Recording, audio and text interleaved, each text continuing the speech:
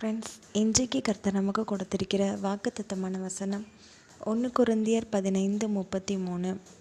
மோசம் போகாதிருங்கள், ஆகாத சம்பாஷணைகள் நல்லொழுக்கங்களை கெடுக்கும். ஃப்ரெண்ட்ஸ், நம்ம இப்போ இந்த வசனத்தின் மூலமாக ஒரு கதை கேட்டு தியானிக்கலாமா?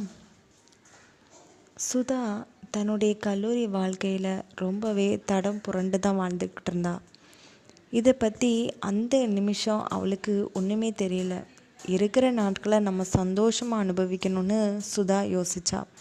அதனால் தன்னுடைய தோழிகளோடு சேர்ந்து எல்லா விதமான கெட்ட பழக்கங்களுக்கும் அடிமையாகவே போயிடுச்சா.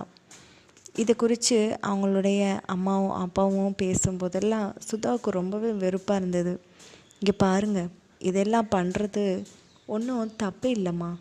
முன்னாடி காலத்தில் நீங்கள்லாம் வித்தியாசமாக வாழ்ந்திருப்பீங்க. இப்போ ஆண்களுக்கு பெண்கள் சமம்.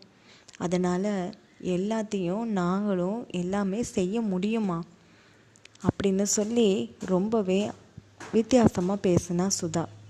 இதை பார்த்து அவளுடைய அம்மாவுக்கும் அப்பாவுக்கும் ரொம்பவே வேதனையாக இருந்துச்சு.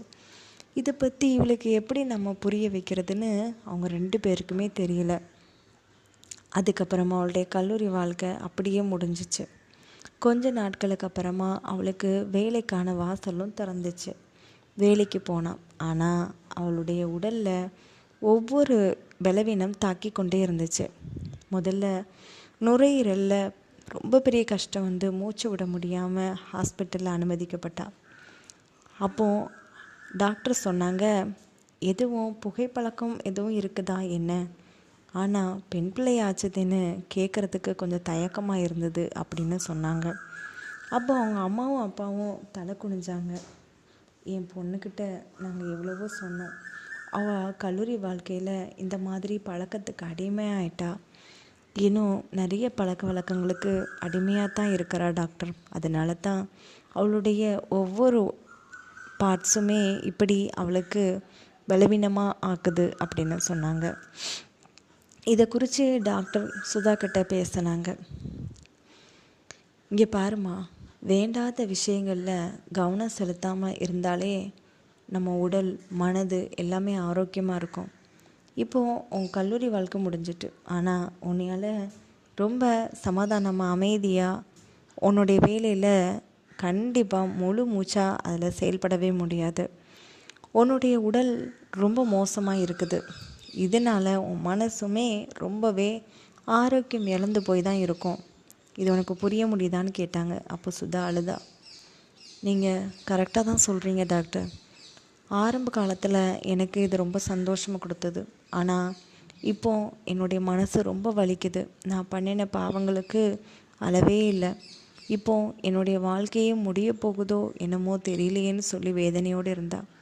அப்போ அந்த டாக்டர் சொன்னாங்க, நீங்கள் ஒன்றும் கவலைப்படாதீங்க, கர்த்தரோடு இடைப்படுங்க. கண்டிப்பாக எல்லா விதமான மோசமான காரியங்கள்லேருந்து விலக முடியும். உங்களுக்கு நல்ல ஒரு பலனையும் கொடுப்பாரு அப்படின்னு சொன்னாங்க. சுதா அதே இடத்துல முழங்கால் படியிட்டு கர்த்தரை நோக்கி ஜெபம் பண்ண ஆரம்பித்தா.